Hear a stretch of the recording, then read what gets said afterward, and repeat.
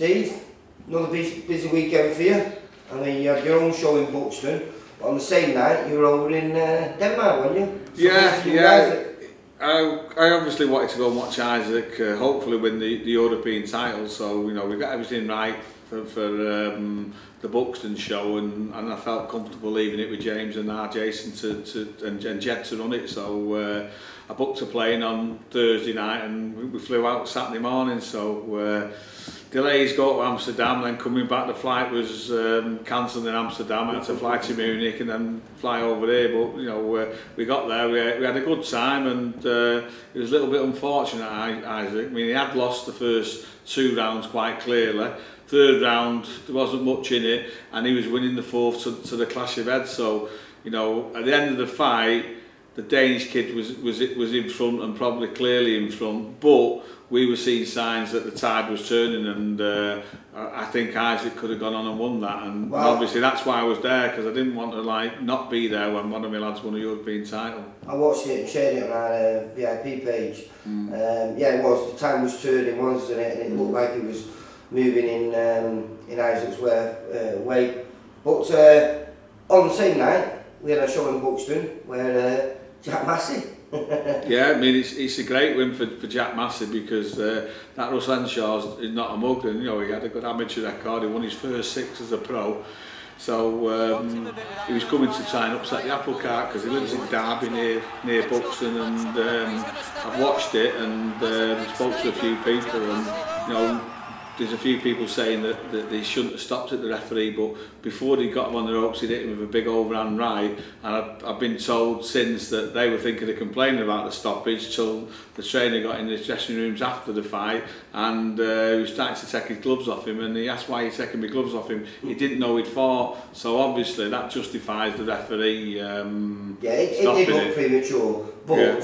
Like I think I shared the tweet that he tweeted Jack saying, like, you know, he thinks he's going to go a long way, and it was the right thing to do, because as he said, he didn't even know he'd been in the fight. Yeah, well, no, that shows it when the kid's saying it himself, you know. Yeah. I watched it and you're thinking, well, Jack was throwing that many punches he couldn't throw back because he was guarding himself. So, you know, it was one, but the referee's close to him, he'd have seen his eyes and knew there. So, yeah, great win for Jack. And now he marches on me. And I've always set as a target for the start of 2008, I want him to be fighting for a minimum British title. So, we're going to go on again on May the 19th in Bolton on the Box Nation show.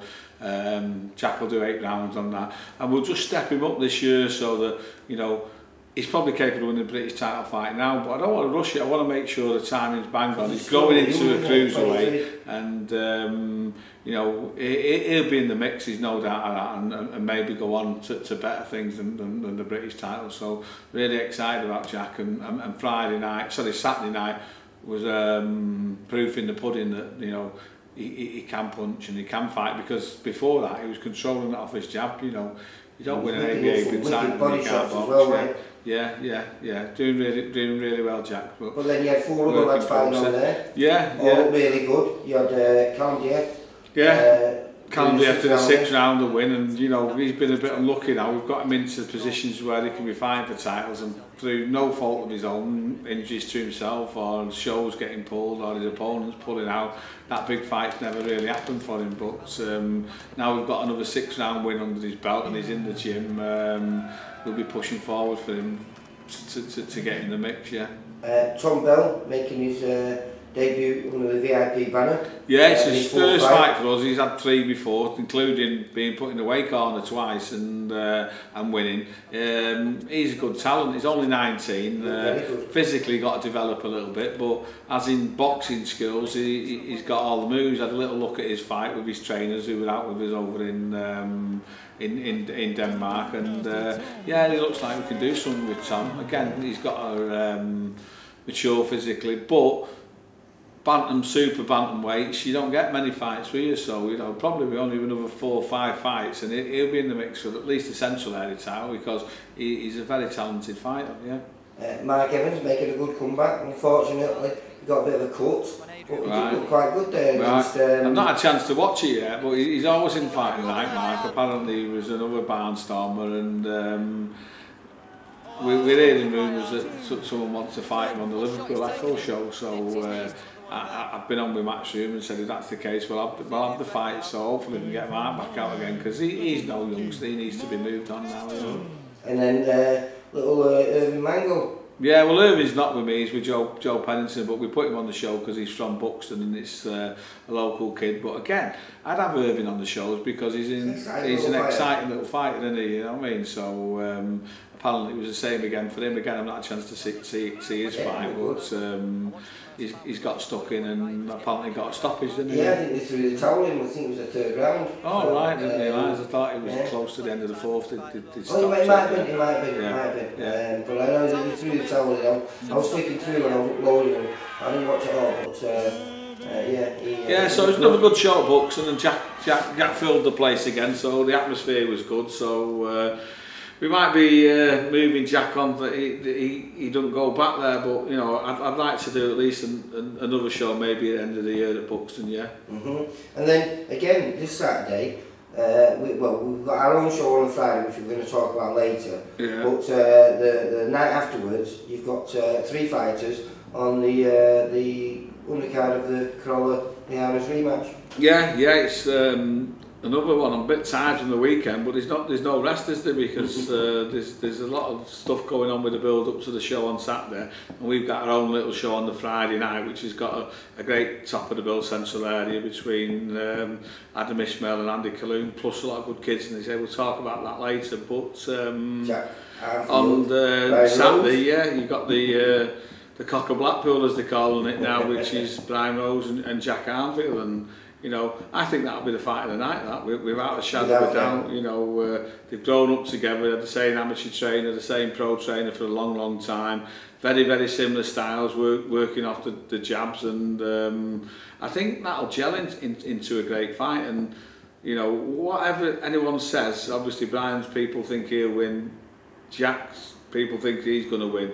This is a 50-50 fight, and I can't see any stoppages. I think it's going to go to points. It's going to be very, very, very tight. And obviously, with me managing Jack now and not Brian no more, I want Jack to win. And I'm thinking and I'm hoping that his freshness and his youth will just pull him through to a close points victory. But you know, one thing for sure, I do know Brian Rose, and he won't want to lose to Jack Armfield. He will have trained harder for this fight than he has done for his world title fight, and it won't be the Brian Rose that slowed down and didn't do anything in the last 3 rounds against Macklin, which those 3 rounds Macklin pulled them out to turn the fight round, because Brian was winning the fight.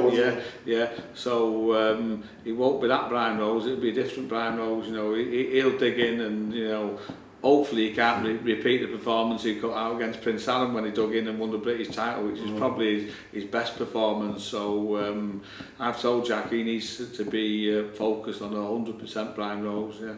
Yeah, no, it's one that a lot of people are talking about, and like I say, just thinking about it puts a little smile on my face. I know it's going to be a crack. Yeah, it's going to be a great fight. It'll be hard for me to watch really, but obviously I'll be there and supporting Jack. Yeah. Because you were with Brian when he went all the way over to America. We've done a lot together, Brian. I mean, when he got dumped on the TV, we did the shows together in Blackpool to get him out and about. But listen, in all walks of life, things don't carry on to the end of this, so I don't wish him any harm at all. Not only that, we've got another cracking fight, a guy who's just come to us, Massey fighting for the British title against Martin J. Wall. Yeah, he's been with us about 2 years, Maxie, and obviously to get the British title fight was our aim, and you know, it's over 12 months ago since we won an eliminator over in Ireland, and various errors with the boxing board of control have meant that chance has took a long time to come, but he's here now on Saturday night, and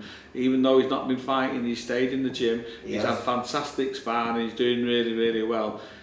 He's not the favourite, but don't be surprised if there's an upset with Maxey on Saturday night.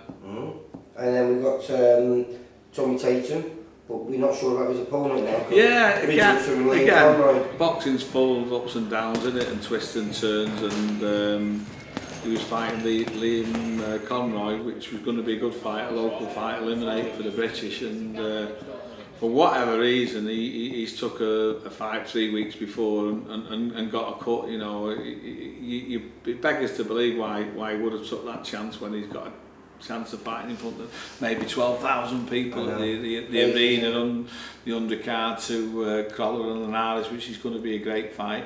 But it was his choice, he's done it and he's out now, so we're looking someone for Tommy now, so there's a week to go, and we're hoping that he can just get an 8-rounder. And do you know what, it might be good for Tommy in the long run, because he's never been on one of these big shows, so to experience that will be, you know, something he's not done before, and put some experience into him for when he does eventually get a good fight, whether it's Liam Conroy or someone else. You know, hopefully it's Liam, but if it's not, we've got to move forward. And Tommy's got a load on Saturday night. He sold a load of tickets, so that's what Eddie likes. So if he looks the part, I'm sure Eddie will use him again.